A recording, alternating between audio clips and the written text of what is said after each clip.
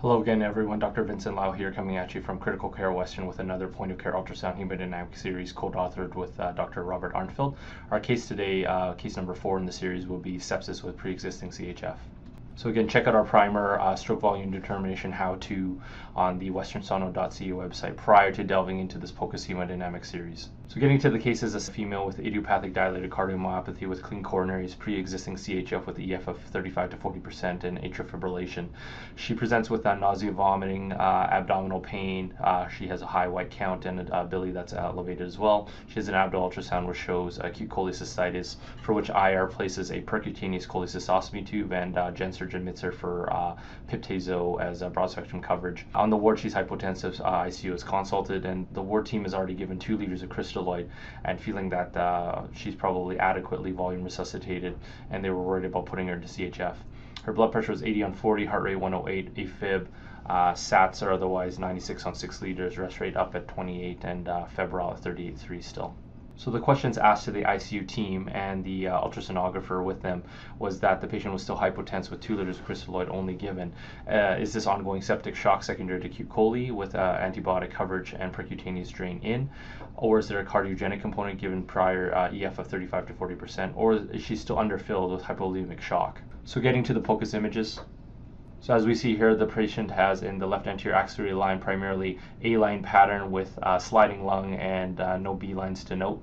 And left costal shows no pleural effusions and no obvious consolidation. And this is seen throughout the right side as well. So again, based on Lichten signs, work an A-line pattern predicts low pulmonary artery capillary wedge pressures and dry lung with no left atrial hypertension. So getting to the echo, we see a peristernal long axis view which shows moderate to severely depressed LV function here. There seems to be an anterior fat pad, but no obvious circumferential pericardial effusion. We throw some color, and we see that there's no obvious mitral regurgitation and no aortic regurgitation either in this view. So moving to the peristernal short axis view, we see moderate to severely depressed left ventricular function, mostly preserved lateral walls, but hypokinetic to akinetic walls otherwise. And we have a look at the IVC. There seems to be some respiratory variation on a non-intubated patient. And its size measures out in M mode across the IVC at 1.35 centimeters to 1.66 centimeters, again keeping with a flatter IVC with respiratory variation. So again, looking at the apical 4-chamber, 5-chamber, we see an off-axis with, again, moderate to severe LV depression. RV is not very well seen here, but looks otherwise normal size. Function can't comment on. Patient has a blue jet in the LVOT, which we're going to do a VTI pulse wave Doppler across. And you see here we're going to do the equal sign again, LVOT, VTI, to look at stroke volume. And to note here is that there's different sizes of the peaks, and that's in keeping with the patient being in atrial fibrillation and variable diastolic filling because of that rhythm. So therefore, in this case, we would have to take an average of 5 different peaks in this setting to see what the VTI is, and it averages out to be 11.2 in this patient with the cardiac output of 5.6 given this heart rate and LVOT diameter. So again, looking at the cardiac output and stroke volume, for volume of a cylinder, we calculate a stroke volume of 52.4 cc's per beat, which is low, even with the averaged out measurements over 5 of a patient in atrial fibrillation, and we get our cardiac output of 5.66 liters per min. So what does this mean in terms of her blood pressure being low at 80 systolic? What can we optimize? She's currently not on vasopressors at this point. We know that her cardiac output seems to be preserved at 5.6, but her VTI is otherwise low. So is there anything we can optimize in terms of stroke volume? We know that she has A-line pattern throughout her lungs. We know that her IVC has respiratory variation, is on the flatter side, less than 1.5 centimeters. So there could be a role for increasing her preload at this time by giving her IV fluids further to actually bring down her tachycardia and increase her blood pressure just by volume alone. Again, we haven't afterload increased her yet through vasopressors. Is there a role for contractility? There could be, given that she has a moderate to severely depressed LV function.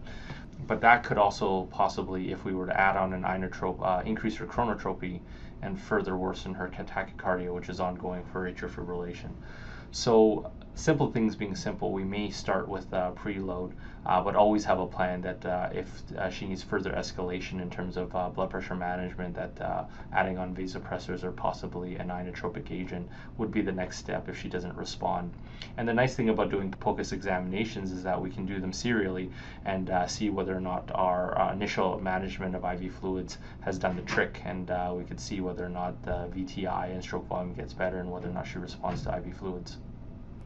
So our recommended action would be a trial of IV fluids given A-lines and flat IVC, no chronotropic agents now. However, vasopressors and inotropes could be initiated if response to IV fluids is inadequate. And we try to maybe limit the amount of chronotropy that she would get from inotropic agents, given that she's already tachycardic in atrial fibrillation. So as a case summary, this female with CHF previously with an EF of 35% to 40% with acute chole, prick drain in, and pip/tazo on, was given an extra 2 liters of fluid, and her systolic pressure came up from 80s to 120 systolic, with her heart rate coming down from 100s down to 80s or so, still in atrial fibrillation though. Despite her additional IV fluids, her O2 requirements actually decreased from 6 liters to 2 liters, so she got better, and she avoided ICU admission with no pressors required. And just as a follow-up, she did have an LVOT VTI done again, which showed that her VTI went up from 11 to normal at 19.8 centimeters. So a good resolution to this case. So take-home messages, again, in CHF, don't be afraid of IV fluids. Even with pre-existing CHF, if we have A-lines and a flat IVC, a trial IV fluids is not unreasonable. Atrial fibrillation requires us to average 5 measurements for stroke volume, VTI, and cardiac output to put us in the ballpark for our VTI, so it needs to be averaged over 5 measurements. And again, serial POCUS examinations with reassessments can be done and have a plan for escalation of support if our preload hadn't worked. Despite optimization for our stroke volume, pressors and inotropes can always be added on. So always just have a plan in your back pocket if your initial plan doesn't work to do serial examinations and follow up on your interventions. Thank you once again for joining us for a POCUS Hemodynamic series case. We look forward to seeing you again in the future. Please visit the westernsono.ca website. Thank you very much and have a nice day.